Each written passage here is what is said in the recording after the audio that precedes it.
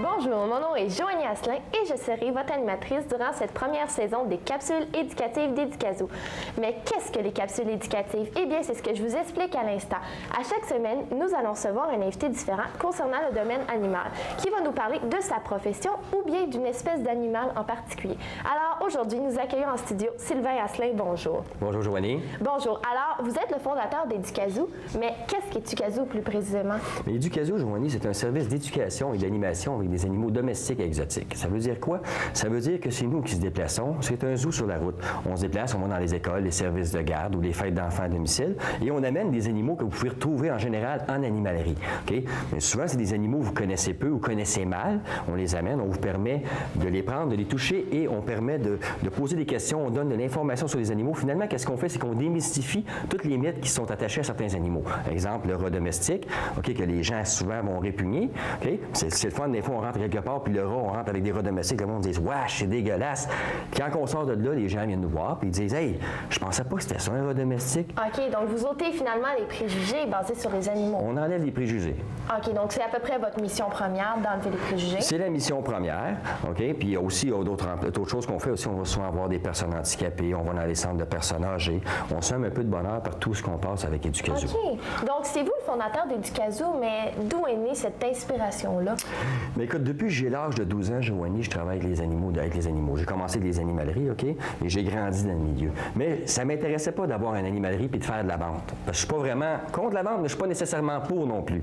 Ce qui m'intéressait plus, c'est d'éduquer. D'éduquer les gens pour éviter justement que les centres de récupération d'animaux comme la SPCA et d'autres, OK, se ramassent toujours avec des chats, des chiens, des cochons d'Inde, des lapins. Pourquoi? Parce que les gens ont fait un mauvais choix lors de l'acquisition de leur animal de compagnie. OK, donc vous aidez un peu à faire le choix pour le bon animal de compagnie. Bien, c'est ça. Fait que quand on rentre quelque part et on arrive avec 8 espèces d'animaux, ou 10 ou 12, OK, on les explique, on en parle, puis les gens savent exactement à quoi s'en tenir. OK. OK, quand ils vont acheter ce petit animal-là. OK. En parlant d'animal, je vois que tu nous as apporté Blondie. Alors, pourrais-tu nous parler un petit peu de Blondie? Bien, Blondie est un cacatoès souffle. OK, on va en reparler dans la prochaine émission. On va faire une émission exclusive sur Blondie, mais c'est pour vous montrer que c'est des petits animaux comme Blondie qu'on va emmener ici. Ça peut être des lapins, des souris, des rats domestiques, des caméléons. OK? Et aussi, on va travailler une section aussi avec les pièces thèses, parce qu'Éducazou, on travaille avec les pièces thèses. OK? Avec ça, on fait ça, c'est des pièces qui nous sont passées par Environnement Canada. Aussi, on a la tortue ici aussi. OK? C'est une tortue empaillée. C'est pour faire de la sensibilisation auprès des espèces qui sont en voie d'extinction. OK? Pour dire aux gens, justement, de ne pas encourager, OK, la tuerie de ces animaux-là. C'est quand les gens importent ça, amènent ça au Canada, mais il s'est pris par Environnement Canada qui, eux, nous les transfèrent à Éducazou pour qu'on puisse faire de l'éducation et de la sensibilisation. OK, mais vous ne travaillez pas nécessairement avec des crocodiles? Non, on n'a pas de crocodiles. Okay. Nous, ce qu'on a, c'est tous des animaux domestiques et exotiques et tous des animaux aussi, c'est important de dire, qui sont considérés comme non allergènes. Souvent, on a peur d'avoir des animaux parce que notre enfant il est allergène ou il est asthmatique. OK? Mais il y a plusieurs animaux qui est possible d'avoir pour un enfant à la maison et c'est ça qu'on démontre aux gens. Contrairement à ce que le monde peut penser, donc leur enfant est non allergène, donc on va avoir dans les capsules à venir des petits mammifères qui vont être non allergènes. Oui, à l'occasion, vous allez en voir des allergènes, mais ça va toujours être mentionné. Mais tous les animaux qui appartiennent à Éducazou, lesquels on travaille, eux autres sont vraiment non allergènes, considérés comme non allergènes. Mais évidemment, là, on va couvrir plus vaste.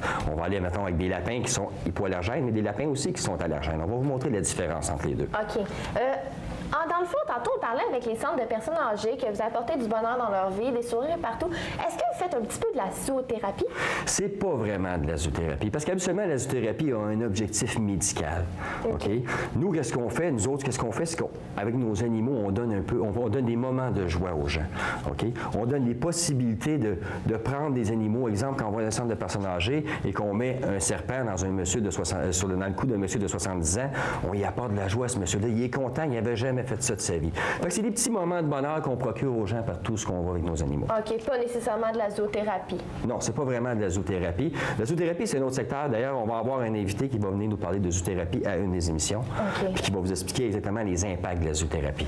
Est-ce que vous vous promenez beaucoup Est-ce que vous pouvez nous expliquer un peu où est-ce que vous vous promenez nécessairement? Bien, comme je disais, c'est dans les écoles, les services de garde, les garderies, OK?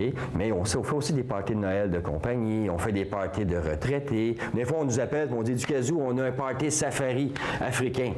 Fait que là, on arrive avec des animaux d'Afrique. Fait que là, on les présente aux gens.